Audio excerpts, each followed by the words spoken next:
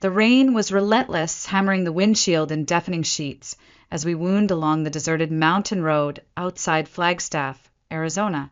The rhythmic swish of the wipers barely cut through the dark chaos.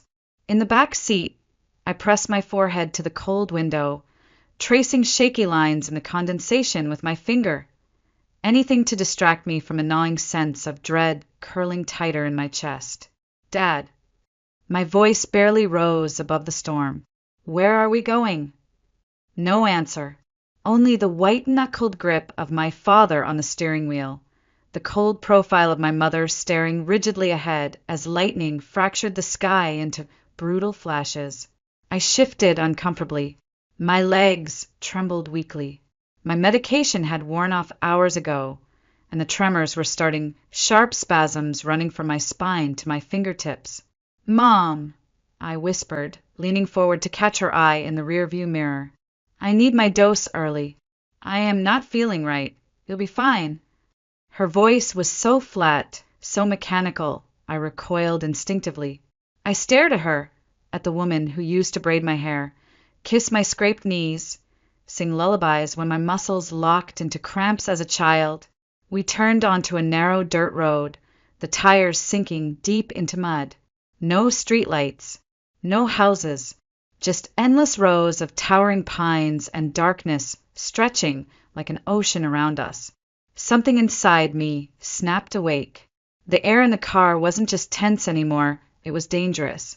The car jolted to a stop on the shoulder. Get out. My father's voice was sharp, cruel. I blinked at him, confused. W what? The rain came down harder now, cold bullets soaking through the cracked window seal. This isn't funny, I said nervously, thinking, hoping this was some twisted joke. It's pouring. I can't even walk without help. What are you talking about? My father turned off the engine. Slowly, methodically. Then he got out, slammed the door, and came around to mine. The door yanked open. Rain and wind attacked my skin. Get out. I stared up at him, stunned. Dad, please, whatever I did, I'll do better, I swear, I'll be good. His fingers clamped onto my thin arm, wrenching me out of the car like I weighed nothing at all. I stumbled, knees collapsing into thick, freezing mud. The tremors overtook me at once, violent, humiliating. You're a burden, Mara. His words sliced deeper than the cold. We've done everything. Doctors, specialists, money, years wasted. I looked at my mother, silently pleading. Her expression didn't change. She couldn't even meet my eyes. The insurance ran out. The donations dried up. You're killing us. The last word hung in the air like a sentence. My father shoved a backpack at me, a pathetic collection of essentials tossed into a cheap school bag. It splashed into a puddle beside me, soaking through immediately. I gasped through chattering teeth. You're leaving me here? Neither of them spoke. My father slammed the trunk, walked back around, and slid into the driver's seat.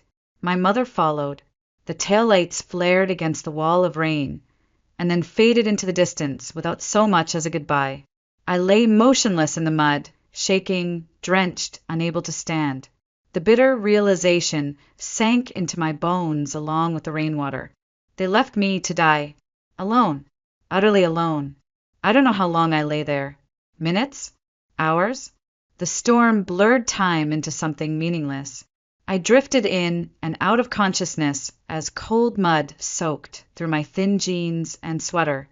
Every spasm that racked my body felt like a final betrayal. I had always known I was sick, but I had never believed I was disposable.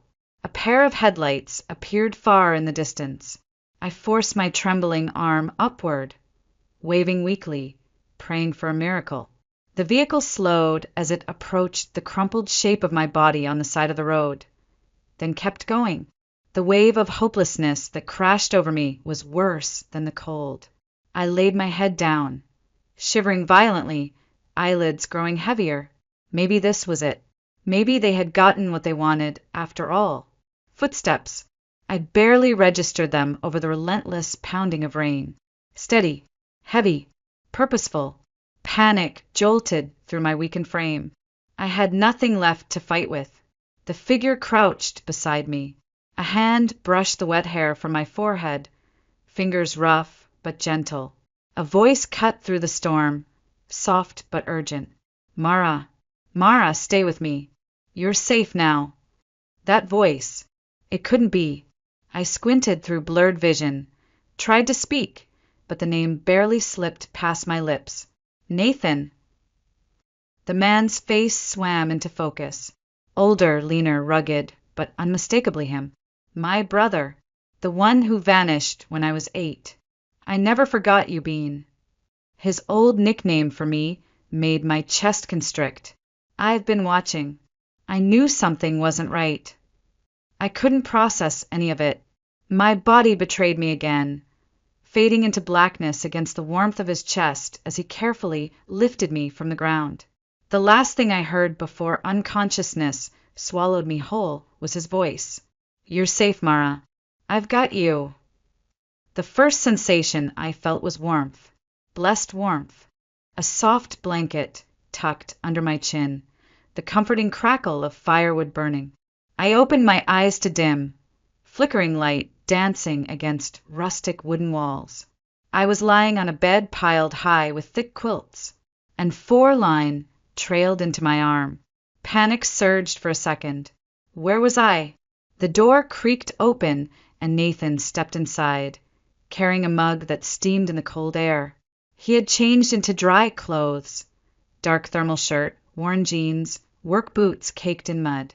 His brown hair, longer than I remembered, curled slightly at the nape of his neck. Stubble darkened his jawline, but it was the eyes. His eyes, the same intense, deep-set blue as mine. You're awake, he said gently, setting the mug on the small nightstand. Drink. Tea with honey. It'll help your throat. I stared at him, mouth dry, brain spinning wildly. How? My voice cracked painfully. You've been gone for years. Nathan helped me sit up with practiced ease, propping pillows behind my back. I never left you, Mara. I left them. I sipped the warm liquid. It steadied my shaking hands, just enough to focus. My mind flashed back to the night he disappeared. The screaming, the slammed door, the emptiness that had swallowed our house ever since. You stood up to Dad, I whispered. It wasn't a question. Nathan nodded slowly, jaw tightening at the memory. He refused to get you the care you needed. I tried to help. It escalated fast. He threw me out. My hands clenched the blanket. I had spent 9 years thinking my brother had abandoned me, when all along he had been banished for trying to save me. Tears burned behind my eyes. I looked everywhere for you, he continued, voice heavy with regret. They blocked my calls, returned my letters unopened. I even came to your school once, but they'd told the staff I wasn't allowed near you. The years of aching emptiness, of wondering why he had disappeared, cracked and splintered under the weight of the truth. I wasn't alone. Not anymore. Not anymore. The days blurred into each other after that, marked by the rhythm of healing and the quiet safety of the place Nathan had built. I learned quickly that the cabin wasn't just shelter. It was a fortress hidden deep in the pine forest about an hour outside of Flagstaff. The outside looked like any ordinary weathered log home, but inside Nathan had wired it with solar panels, satellite internet routed through encrypted channels, emergency supplies, and even a backup generator hidden under what appeared to be a root cellar. I spent the first week in bed, barely able to move without trembling violently. Jade Monroe, Nathan's friend and a former military medic, visited every day from her small rural clinic 30 miles away. She was in her mid-30s, dark hair cropped short, brown eyes sharp but kind. Her no-nonsense attitude was exactly what I needed. Arms up, Jade instructed, guiding me through painful, simple movements. 10 seconds. You've already regained 5 degrees of mobility since Monday. That's progress. It didn't feel like progress. I groaned, sweat beading on my forehead. Doesn't feel like anything but agony. Jade gave me a rare smirk. Good. That means you're alive. Nathan entered carrying a basket of carrots and radishes, still dusted with earth. His clothes were streaked with dirt, and he smelled faintly of pine sap. How's the patient? Stubborn, Jade replied as she packed up her kit. Runs in the family. Nathan winked at me. You'll fit right in here then. When Jade left, Nathan helped me out onto the small porch. A soft breeze stirred the tall trees. From this vantage point, I could see the greenhouse, the small workshop, even a tiny stream winding lazily through the property. I leaned back against the chair, exhausted but strangely at peace. You did all this yourself? Nathan nodded. Mostly. I had help from a mentor I met in Denver. Old guy, Vietnam vet. Taught me how to live off-grid, how to build, how to disappear. You were hiding? I asked. Not hiding, just staying off their radar. It's harder for them to find you if you leave no digital footprint. I didn't ask who they were. Not yet. A cold pit had already settled in my stomach. I stared at the scar that ran across the knuckles of Nathan's right hand. A souvenir of the last fight with our father, I realized. That night, as the crackle of firewood filled the silence between us, I finally whispered the question that had haunted me for years. Why didn't you come back? Nathan exhaled slowly, staring into the flames. I tried, Mara. I tried so many times. I tracked hospital records. I checked missing persons databases. I joined online support groups for your condition under fake names, just in case you posted.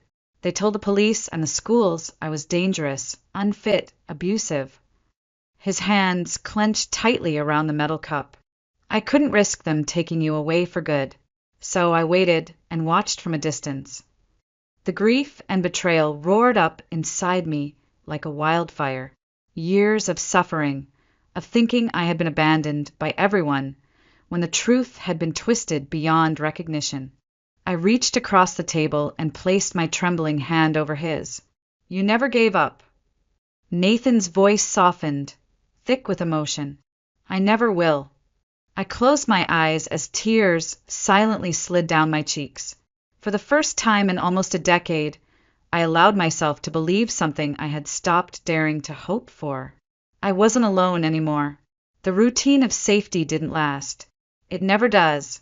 On the 4th week after Nathan found me, as autumn winds swept through the pine forest and the mornings grew colder, something shifted. Nathan became restless. He stopped working on the greenhouse, spent more time inside reviewing camera footage from the multiple hidden trail cams around the property. I noticed the dark circles under his eyes deepen. One evening, I woke to hushed voices. The faint glow from the computer room spilled into the dark hallway. I pulled myself up, using the cane Jade had brought for me, and moved toward the light. Nathan and Jade were standing over a monitor. I could barely hear Nathan's tight voice. They're getting too close. I cleared my throat. Both of them jumped. What's going on? I asked, heart beginning to race. Nathan sighed heavily and motioned me to sit. The screen showed grainy footage from earlier that day. A dark sedan had stopped near the edge of the property line. A tall figure in a black rain jacket walked cautiously toward the cabin, pausing, looking around, then slipping a white envelope under the door before retreating quickly back into the woods. The blood drained from my face. Who was that? Jade shook her head grimly. Not law enforcement. Not any neighbor. Whoever it was didn't want to be seen. Nathan handed me the envelope. My hands trembled as I slid the folded paper free. Just one line was typed in cold, sterile font. You were never meant to survive. Stop digging. I stared at it for a long time. The letters burned into my brain. My heart pounded violently in my chest, an icy wave of terror washing over me. Nathan reached out and took the letter, his expression darkening into something dangerous. They found us. I shook my head slowly. No, they found the cabin. They don't know what else we know, or who I've become. Nathan's mouth twitched slightly at the corners, the barest trace of a proud smile flickering behind the hard lines of tension. That's my sister. I stood shakily, gripping the cane harder than I needed to. I'm done running, Nathan. He watched me carefully. Are you sure? Once we push back, there's no pulling back into the shadows. I nodded, my voice clear despite the trembling of my limbs. They left me to die. They tried to erase me. They're going to wish they had finished the job because I won't stop now. Jade nodded approvingly. She's stronger than most soldiers I know. That night I couldn't sleep. Every branch scraping against the window sounded like a footstep. Every owl's cry twisted into the imagined whisper of someone outside. But as the fire crackled and the clock on the wall ticked on steadily, I stayed awake, determined not to let fear win. At dawn, Nathan found me still sitting at the table, staring at the white envelope. You're really not going to stop, are you? I smiled faintly, exhaustion heavy in my bones, but something new burning fiercely underneath. No, I want justice. Nathan's jaw tightened and he nodded slowly. Then we do it together. No more secrets. The letter lay between us, like a battle line. My past had tried to break me. My family had discarded me. The people behind Nexovian Therapeutics wanted me erased. I traced my fingers over the smooth paper and whispered to myself, not anymore. The next few days passed in a blur of determination and dread. Jade continued her visits, pushing me through painful physical therapy sessions. Nathan barely left his desk, surrounded by piles of bank statements, old insurance records, and documents he'd been quietly collecting for months. One chilly morning, as golden light filtered weakly through the curtains, I sat wrapped in a heavy quilt, flipping through my mother's old, leather-bound journal, the one Nathan had found hidden in a rented storage unit under her maiden name. At first, the entries were mundane, recipes, grocery lists, reminders for doctor appointments.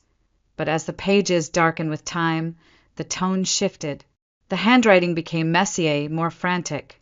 My breath caught as I reached a single damning entry dated shortly after my 3rd birthday. Robert signed the final paperwork today. $30,000 deposited immediately, with quarterly payments to follow. The doctor explained the protocols, said risks were minimal, that our daughter would be helping other children. I should have said no. God help me, I should have said no. My vision blurred. My stomach clenched violently. I pressed a trembling hand to my mouth as nausea and horror rolled through me.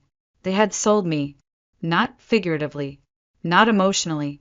My parents had literally signed a contract with Nexovian Therapeutics when I was 3 years old, enrolling me in some experimental medical trial in exchange for money. I wasn't just sick. I had been made sick. I bolted from the bed, dragging my weakened legs toward Nathan's work desk. I slapped the open journal onto the pile of documents. Read this. My voice cracked as rage and heartbreak warred inside me. Nathan froze, scanned the page, and visibly paled. His expression hardened into something cold, almost frightening. I found this name on some of the medical forms, too, he said, pulling up files on his laptop. Nexovian Therapeutics. It's a private pharmaceutical company. They specialize in early-stage neurological treatments, and they have a history of paying off families under non-disclosure agreements. My knees buckled. I collapsed into the chair as 1,000 fragmented memories hit me at once. The strange doctors, who never stayed long. The bitter-tasting vitamins I was forced to take as a child. The painful blood draws I was told were to help you grow, sweetheart. The steady, terrifying decline of my health from the time I was a toddler. I shook my head, refusing to believe what I already knew deep inside. They experimented on me like I was a lab animal. Nathan's eyes blazed with fury. According to the records I found, the payments stopped when you were 14, right around the time your symptoms became too severe to hide anymore. My hands clenched into fists so tight my nails dug painfully into my palms. They hadn't just abandoned me. They had used me, profited off me, and when the experiment failed and I became nothing but an expensive burden, they left me to die. Nathan reached across the desk, his hand warm over mine, his voice low but steady. This changes everything. This isn't just parental betrayal anymore. This is criminal. I stared at the fading Arizona sunlight filtering through the window, my heart racing.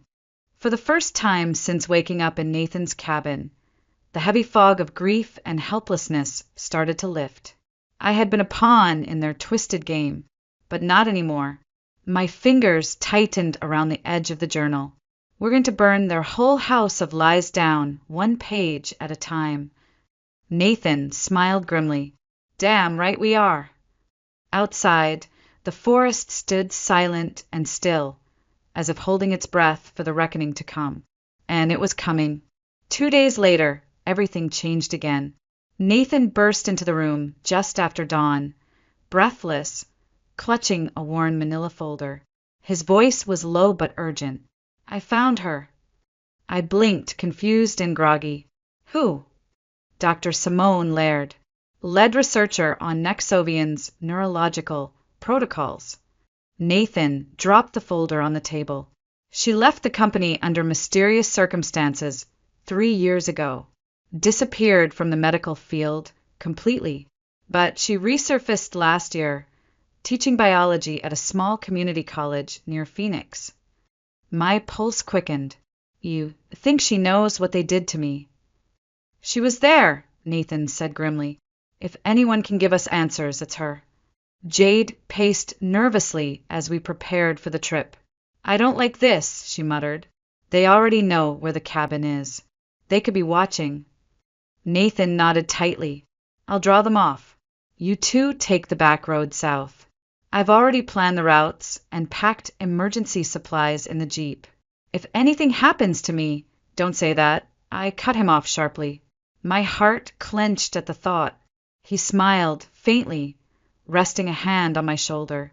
I'm not going to let them stop us now, Mara. We're too close. The plan worked. Late that morning, Nathan left in the truck.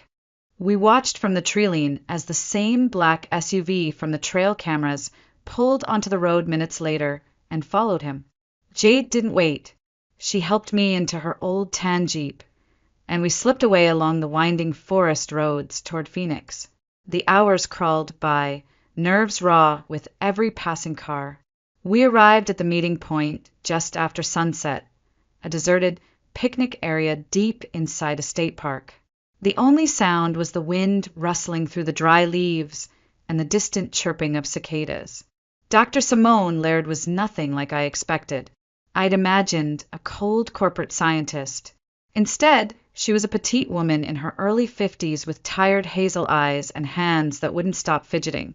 As Jade helped me slowly to the bench, Dr. Laird's expression softened with recognition. The tremors, the weakness, phase 3, she whispered under her breath. I stared at her. What do you mean? She exhaled shakily. You were part of the phase 3 trial. 27 children were enrolled.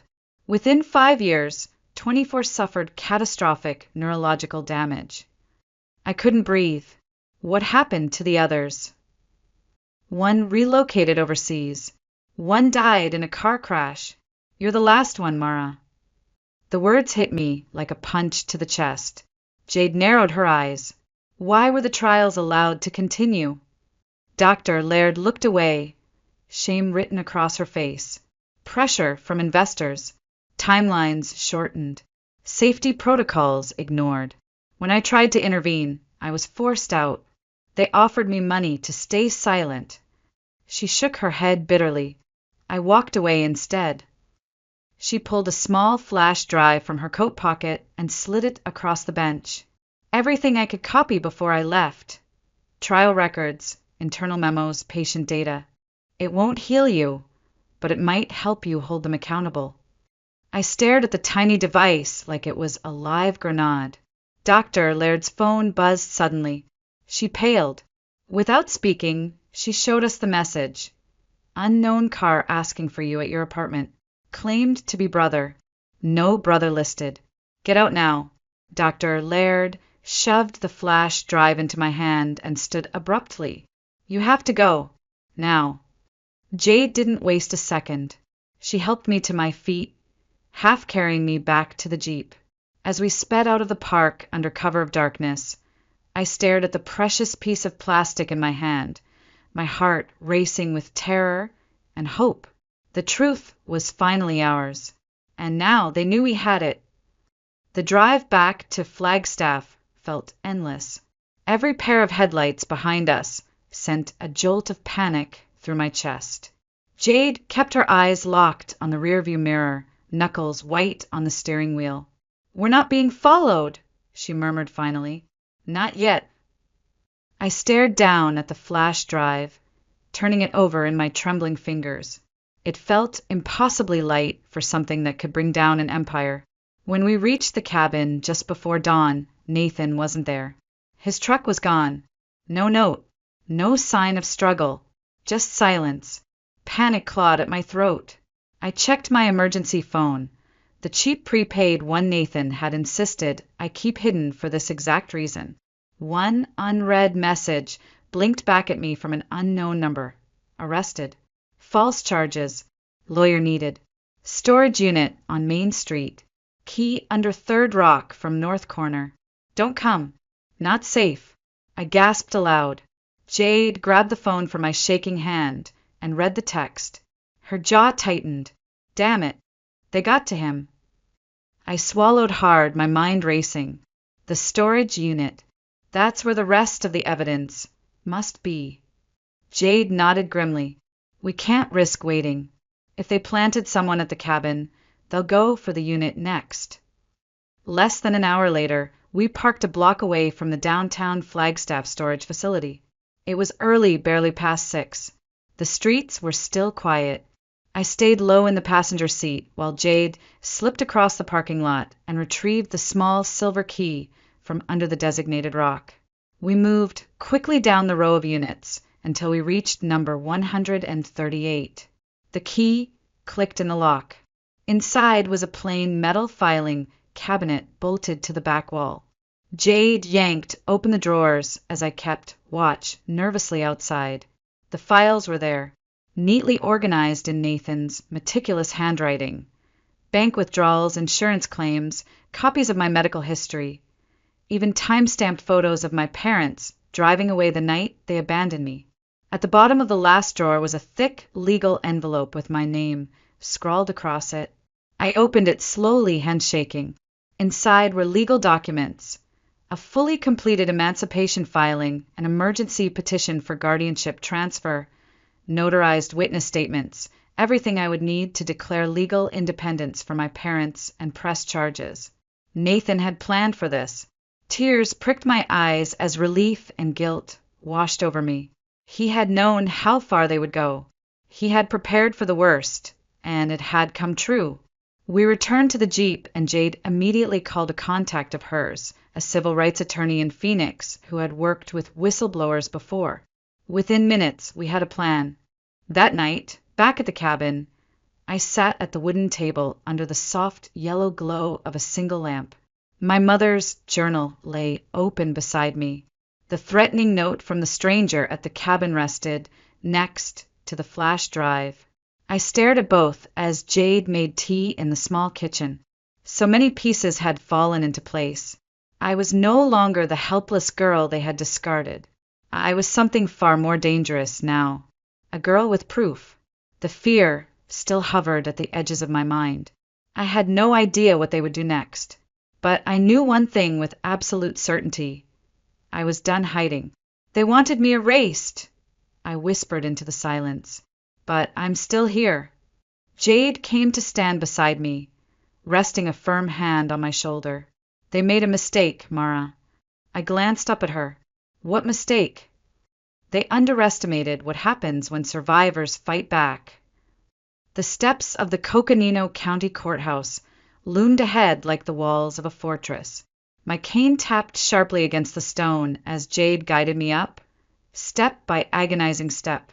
The sun blazed high above Flagstaff's crisp morning air, but I barely felt its warmth. My heart pounded louder than the reporter's questions echoing across the plaza. Are you the missing girl? Is it true you're suing your own parents?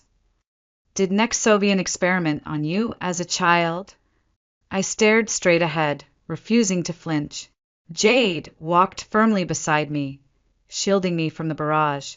We had deliberately chosen to go public today, to ensure there would be too many eyes for them to make me disappear quietly. Nathan's lawyer had called it insurance.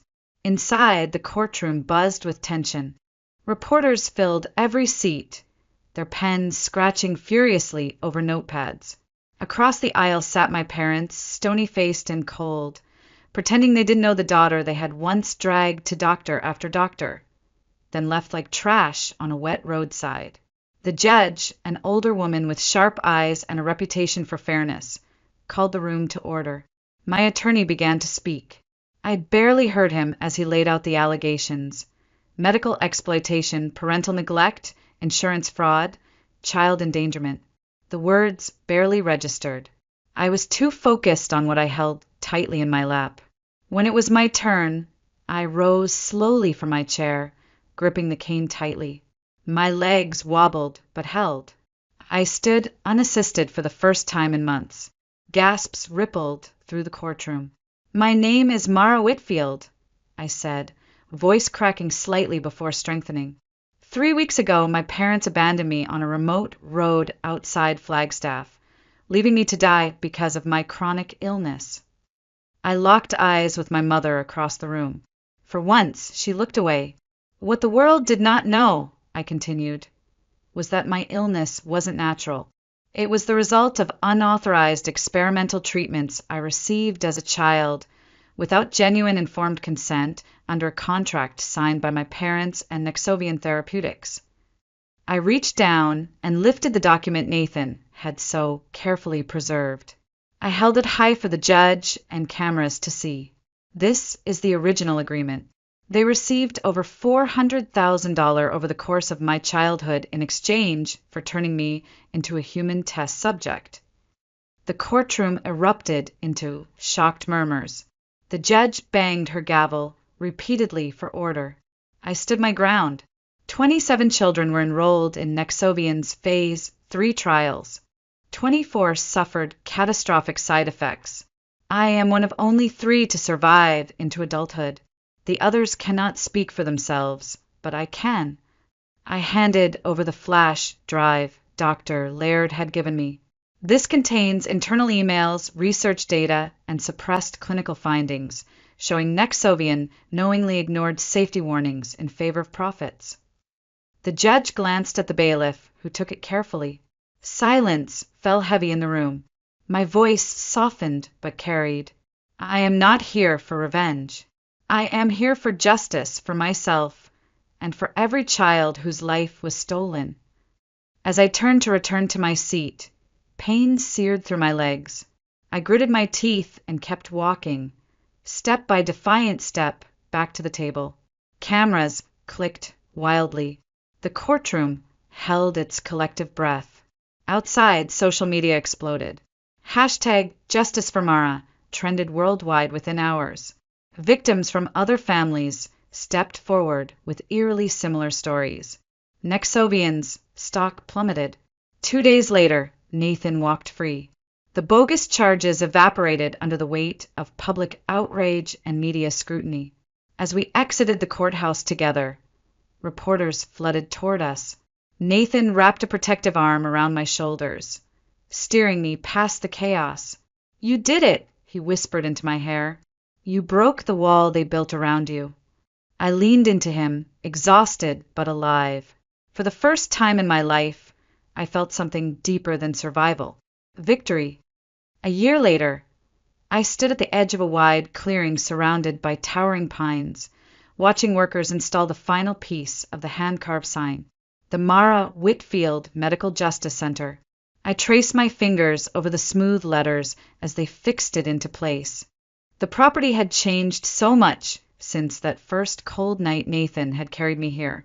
The simple survival cabin had expanded into a refuge, a greenhouse, walking paths for therapy, counseling offices, even small cottages for victims of medical exploitation who had nowhere else to go.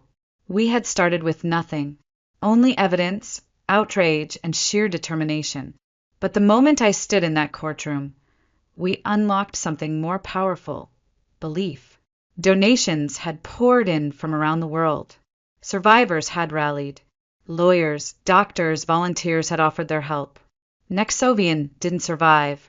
The company folded under the weight of lawsuits, federal investigations, and criminal charges. The executives who had once viewed me as just data points and dollar signs now faced prison sentences. As for my parents, they lost everything: their home, their retirement accounts, their public reputations. My mother's cold, carefully crafted facade had finally crumbled. Last I heard, she had left Arizona altogether under a cloud of disgrace.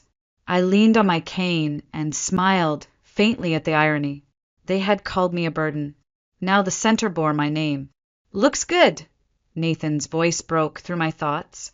I turned to see him walking toward me. At 29, the lines of stress that had once marked his face had softened. His broad frame and easy stride spoke of the hard work he'd thrown himself into. "You did this," he said simply. "We did this," I corrected. I still needed the cane on long days, but I could walk most mornings without it now. A miracle none of my former doctors had believed possible. Inside the main house, which doubled as our administrative center and home, Jade was reviewing paperwork. She had left her small clinic to run our trauma recovery program. Her experience as a combat medic had made her uniquely suited to help people heal, not just physically, but emotionally. Later that afternoon, Jade called out from the porch, holding a thin envelope. "Mara, a letter for you." The return address made my stomach twist. County Hospice Center. I opened it carefully. The handwriting was shaky, barely legible. "Mara, the doctors say I have weeks left. Lung cancer. I know you won't forgive me. I don't deserve it. But before I go, I needed you to know you were always the strongest person I've ever known. What we did was unforgivable.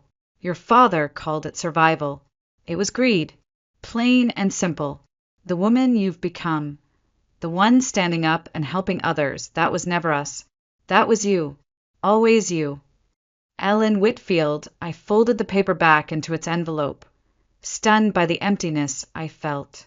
No anger, no sadness, just acceptance that some bridges should stay burned. That night, as the sun bled into the sky in soft streaks of gold and purple, I asked Nathan the question I had avoided for months. We sat together on the wide front porch, watching the fireflies flicker against the trees. "How did you know they were going to leave me that night?" He stared into the distance before answering softly. "I'd been tracking them for weeks. Their purchases, the way they drained your medical fund slowly, trying not to raise red flags. The sudden sale of the house. I knew they were planning something. I just didn't know what." "You could have called the police," I whispered. He shook his head. "And tell them what? That I had a feeling? No. I needed to catch them in the act. I followed the car. When I saw them drag you out and drive off, I nearly rammed their car off the road. But then I saw you collapsed in that ditch, and all that mattered was getting you safe." I blinked back unexpected tears. "Why, Nathan? After everything? Why risk everything for me?" His reply was quiet, unshakable. "Because you were never a burden to me." The words settled deep into my heart, filling the space that betrayal had once hollowed out. I wasn't just a survivor anymore. I was home. The following day, I stood at the podium of the small town hall where the city council had invited me to speak. The same city where a year earlier I had crawled through cold mud, thinking my life was over. Now I stood tall, still thin, still unsteady, but standing. The room was packed. Survivors, advocates, volunteers, and strangers who had followed our story and showed up just to say, "You gave me hope." Nathan and Jade stood at the back of the room. I drew strength from their presence. I took a breath and began, my voice steady. A year ago, I was left to die by the people who should have protected me. They viewed me as a burden, something to be discarded. They broke every vow of family, compassion, and decency. The audience was silent, hanging on every word. But I survived. And in losing the family I thought I had, I found my true home. In facing betrayal, I found a strength I never knew existed. In fighting for others, I found purpose. I looked directly at a young girl sitting in the front row, wearing leg braces, her mother's arm wrapped tightly around her shoulders. And to anyone who has ever been told they are worthless, inconvenient, or too broken to matter, I'm here to tell you that they were wrong. You matter. Your life matters. Your voice matters. I glanced toward Nathan, who gave me the smallest of nods. When they left me, they thought they ended my story. Instead, they lit the fire that turned me into the person standing here today. The crowd erupted into applause, some people rising to their feet, others dabbing at tears. I stepped down slowly, heart racing, but light for the first time in years. That evening, I walked alone to the far edge of the property. The full moon floated above the trees, casting silver light across the sanctuary that had saved me. My legs shook with fatigue, but I refused the wheelchair waiting at the porch. I wanted these few precious steps to be mine. I gazed up at the vast canvas of stars. I felt small, yes, but also infinite. A single life among billions, yet a life that now held purpose far beyond merely surviving. Footsteps crunched softly behind me. Nathan approached, his coat draped over his arm, concern flickering in his eyes. "You okay?" he asked gently. "It's getting cold." I smiled faintly, tears prickling behind my lashes. "I'm more than okay. I'm home." We stood together under the moon, two survivors of different storms who had found refuge in each other. The path ahead would never be easy. My condition would always be with me. The fight for justice would continue, sometimes painfully, sometimes slowly. But for the first time, I faced the future not with fear, but with fierce, unshakable hope. I turned back toward the cabin, toward the center that bore my name. As I walked forward, step by trembling step, I whispered the words that had carried me from that muddy roadside to this moment. They left me to die, but I lived. I lived